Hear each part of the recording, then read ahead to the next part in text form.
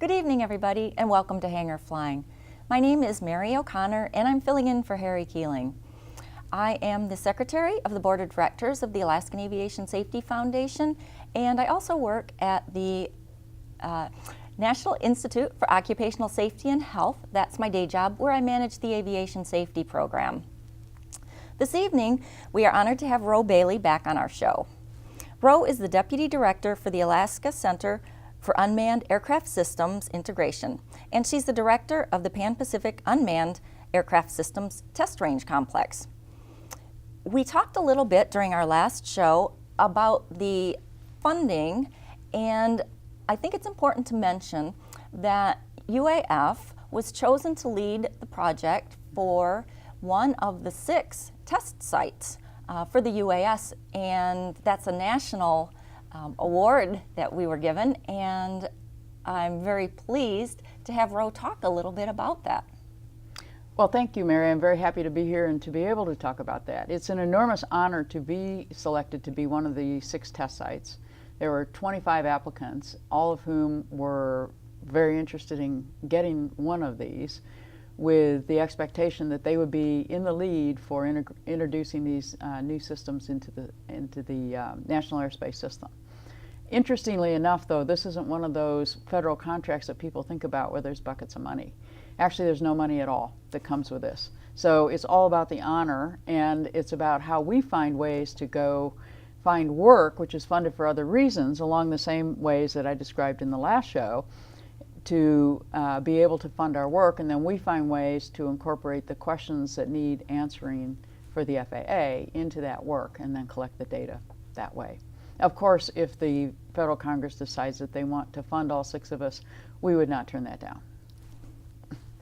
On our last show, we talked about how the UAS can take over some of the hazardous types of flights that pilots in Alaska used to be responsible for, such as monitoring sea life and flying low level over large bodies of cold water.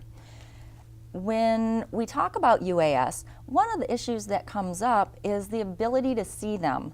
Can you tell me what you're doing to help pilots prevent mid-air collisions with UAS? Well, sure. Part of this is going to be the development of specific technologies that will fit on very small aircraft systems. When your aircraft's only 2.5 pounds, you can imagine it doesn't produce the ability to lift very heavy equipment nor the power to run that equipment. So miniaturizing things like ADS-B and other technologies, even transponders, and then getting that equipment certified by the FAA will be an important step in the long-range effort of being able to have these systems operate safely and effectively within the National Airspace System.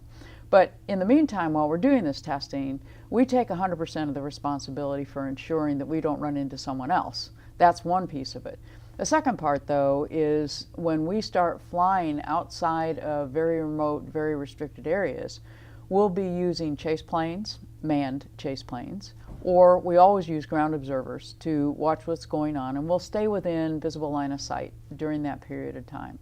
We'll also be doing public outreach to notify people, perhaps through something like Hangar Flying, as a matter of fact, to let them know that certain activities will be going on in a certain area so that they'll know to look out for that, in addition to, of course, the normal things that pilots always look out for. Our number one emphasis in the entire effort is the safety of the National Airspace System. As I often tell people, I am one of the flying public. I had over 100,000 miles in the air last year, none of them as a pilot. And I certainly do not want to be in the first manned aircraft that gets brought down by an improperly operated unmanned aircraft. So that's our number one, it's our number one goal, is to make sure that safety is protected. And how would a pilot flying in Alaska find out if there's going to be UAS testing in the area that they plan to fly? Well, first of all, there will be, we always submit NOTAMs. I realize that's not the easiest system to get through all the time, but there will be NOTAMs. We'll be putting information in local radio broadcasts, local television broadcasts, and we will have a website which is not yet operational, but the website will publish what our flying schedule is every day, and hopefully as much as a week ahead of time. That's great information, very helpful for pilots who may be flying to areas that they've flown before, they've been there 100 times, and maybe they don't check NOTAMs or check the weather before they go. So it's very helpful to know what they need to do. And anytime, you are welcome to come back to Hangar Flying and help us let the public know where you're going to be, what you're going to be doing, and when you're going to be doing it. So folks, that's a great opportunity to remember, check those NOTAMs before you go flying, even if you're not going to an airport and you're going in airspace that you fly in on a regular basis. Check those NOTAMs. Until next time, fly safely. Thank you, Ro. Thank you, Mary. Appreciate it.